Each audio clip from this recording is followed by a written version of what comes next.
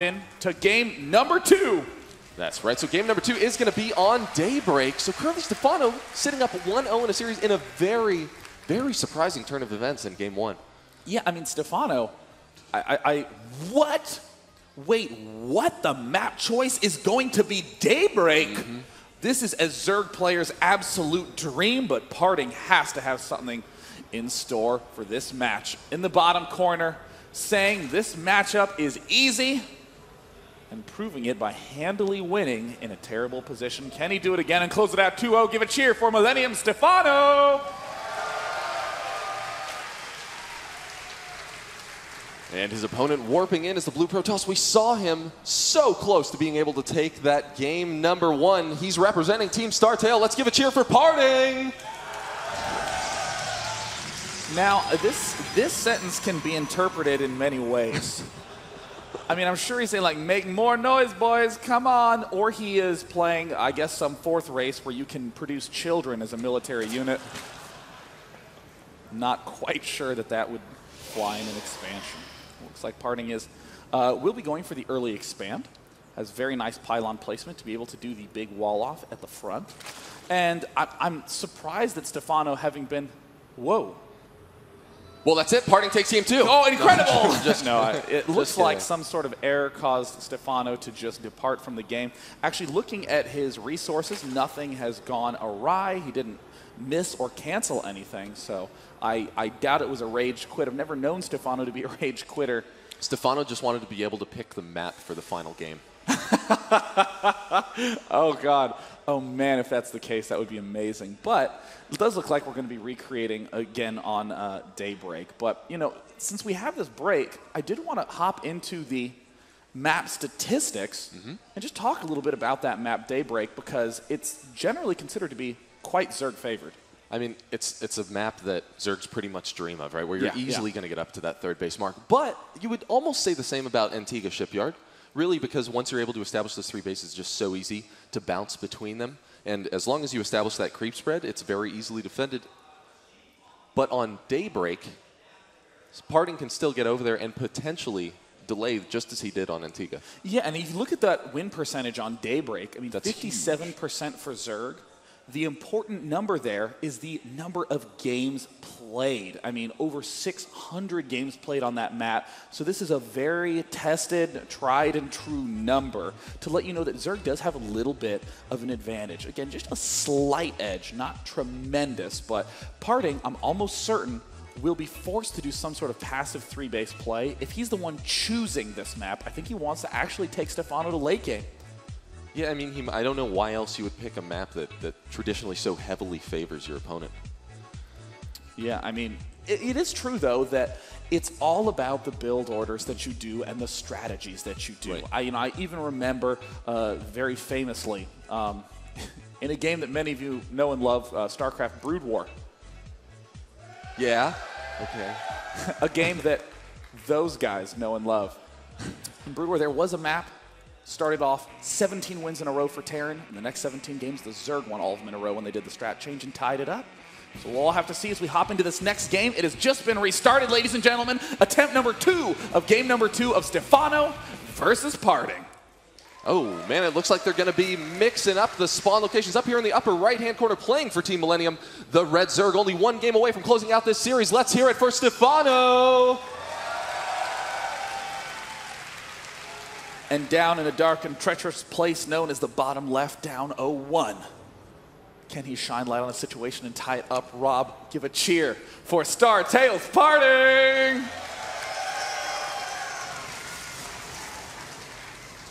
He's going for the early expand again. I don't think anyone is that worried about the metagame to not early expand. We restarted on the same map. He's going to know my builds. No, man. PartinG's got the sickest metagame. He's just acting like he's going to fast expand. Maybe he chose this, that Stephano's like, yeah, I'll easily be able to triple expand. He's just going to 2-gate all in. And, you know, there's kind of a miraculous amount of confidence that we're seeing out of Stephano to just build those hatches so late in game number 2. And then to just build the huge amount of roaches when he's under so much pressure from that 2-star gate, and just to, you know, standardly win pretty confidently without really much of a problem. Stephano made that look comfortable, straightforward, and easy. Many pros are even saying that with the new queen change, and more especially with the way that Zergs have figured out how to deal with air, you just can't open air that effectively anymore. Well, and he was really only just an inch away from being able to stop that engagement anyway, because he only had his one queen was just a little further away. If he'd had a single transfuse, he could have just lived for a few more seconds and potentially finished one of his spore crawlers a little sooner. And now we can see PartinG laying down his Nexus and distracting Stephano once again. And it looks like... Oh! Wow. Oh, an unfortunate misclick for PartinG there. But you know, it's so funny because it technically, this is the normal situation. It's like, oh, it's a standard game. And you know, with those missed pylon plants at the natural and third base, this allows Gateway to be early. Look at that. Gateway going down at around 312. That is a very smooth, fast Gateway. Excellent timing. This is going to allow him to do some tech switch very fast. The earlier Gateway, the earlier Cybernetics core, the less chrono boost you have to spend on Warp Gate, everything gets good when that Gateway comes out early. So a lot of players favor not building the pylons. And now Stephano over here, he's actually clearly just wasn't too worried about that third getting harassed that much. Traditionally, when we watch Stephano play in ZVP, he'll build a round of 2 lings, so he'll actually have 4 out on the field so that he can use 2 to defend and use the other 2 to get out there and scout. But here, he opted to only go for 1 instead.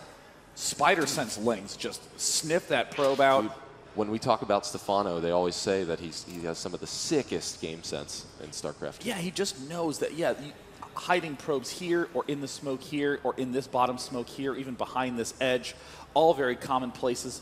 But, you know, Stephano already checking all of them out, and PartinG getting all the probe count up high in his main base. Very curious to see how he's going to do this transition.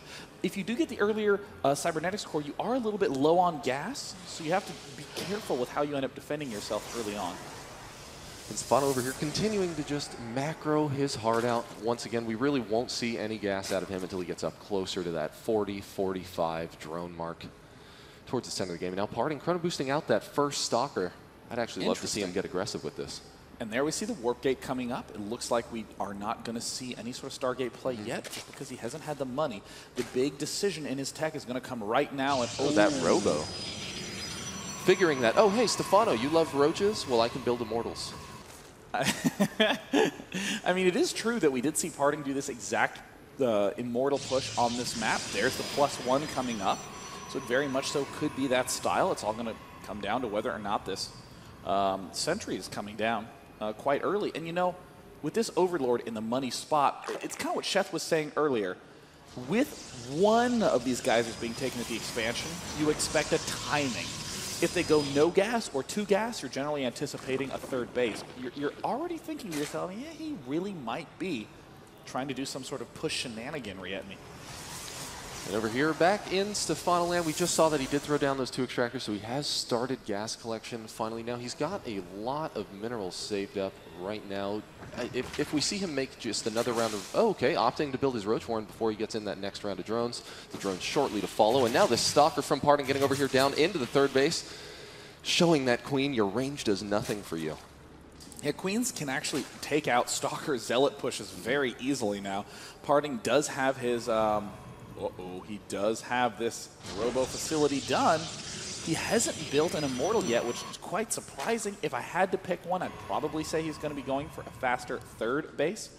But there it is, the Immortal now getting produced. Will he chrono boost it out? Will PartinG now just continuing to clear out? Yeah, I mean, I like this, that PartinG is just clearing out the front, checking up on the third, making sure that Stephano has as little vision as possible. But Stephano's not going to fall for that trickery. He's just going to continue to swing around. And per usual, the 4th macro hatch already en route. Oh, and now PartinG looking out with a couple of his sentries out there. They're going to fry down those lings before they're able to do any real damage. There's too many units for him to get over there. Stephano chipping away just a little bit at the warp gate, not able to get that much information, but he did see that the Robo was currently building. The Immortal was not out quite yet. Oh, and it's all going to come down to whether PartinG adds on more gateways or not. And I'm thinking it's going to be a third base. Expand, yeah. I love this play from PartinG. So why is that? You know, I'm pretending I'm going to be doing this two base push. I have all the ingredients for it. If I want a 2 base push, boom, add on the gateways. If I want to expand, boom, I add on a Nexus.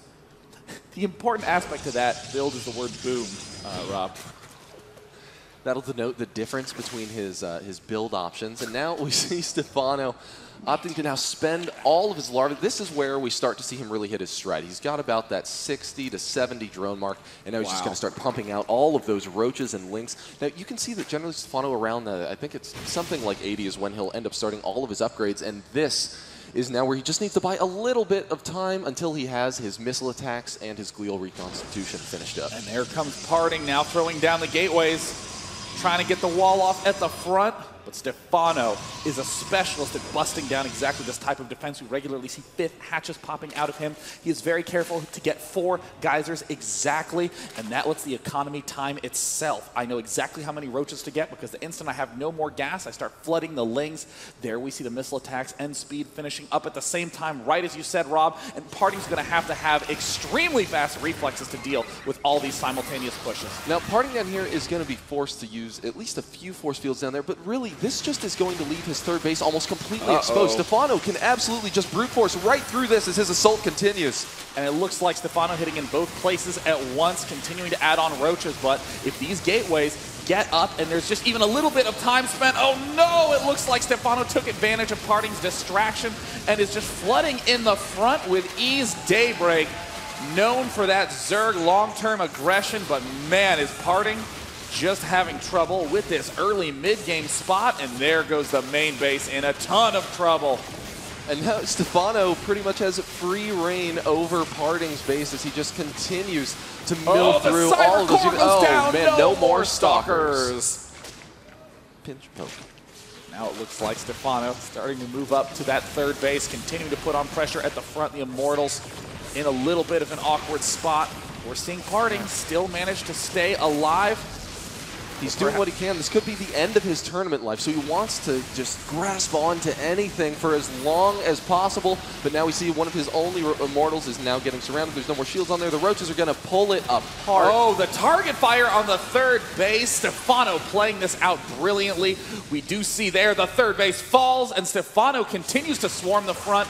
The Immortals getting completely overrun. Stephano, no matter what the build, seems to always have an answer. And ZVP, he says the matchup is easy, and he is showing that with incredible macro timing, he gets a 2-0 victory, taking out PartinG with ease. What a quick and convincing 2-0 victory. That was Stephano in his element.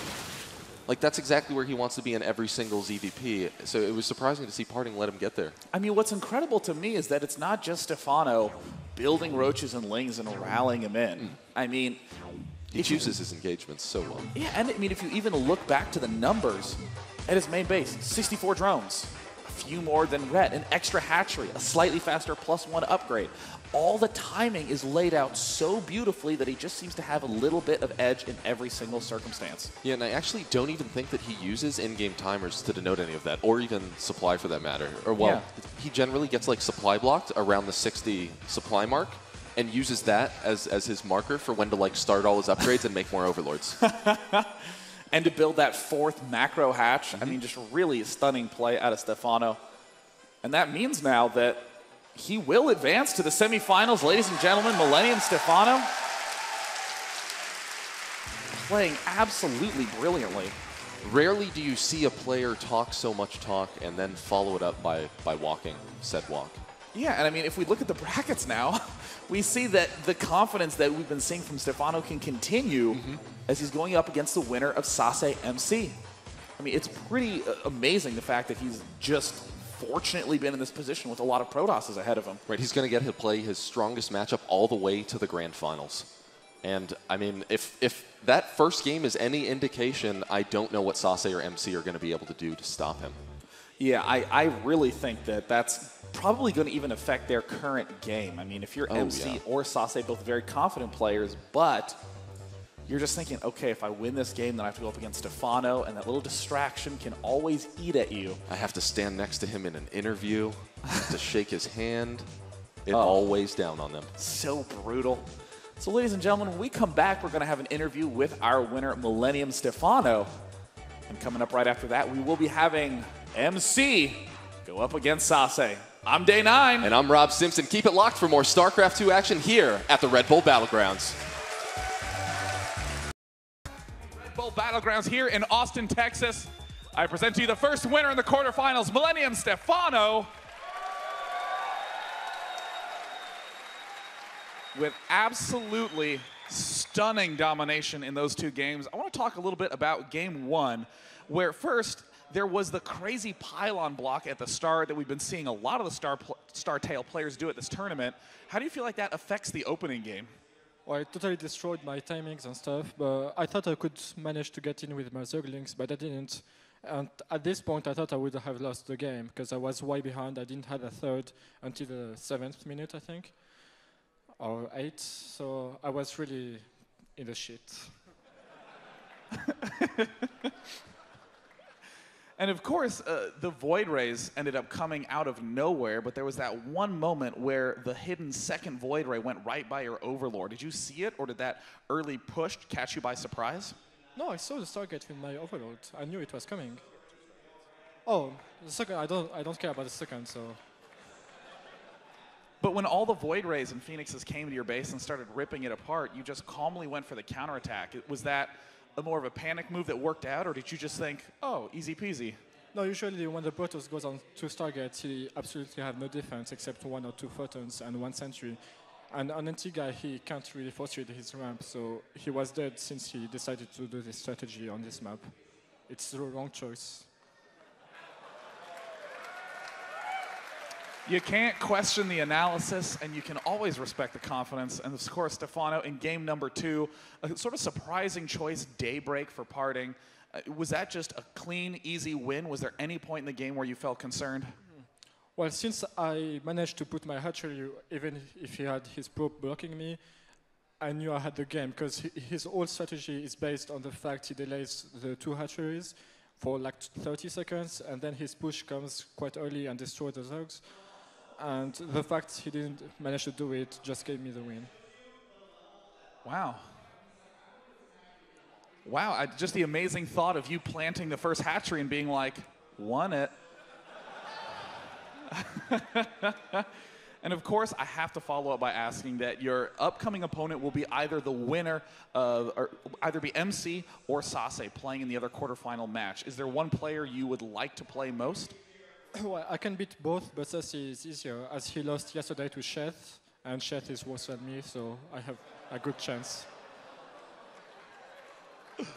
Oh my God, the transitive property of StarCraft 2 by Millennium Stephano. Well, Stephano, congratulations. Thank you for the amazing performance. And ladies and gentlemen, let's hear it for Millennium Stephano once again. Bye. We'll be back with more quarterfinal action with Sase versus MC right after this.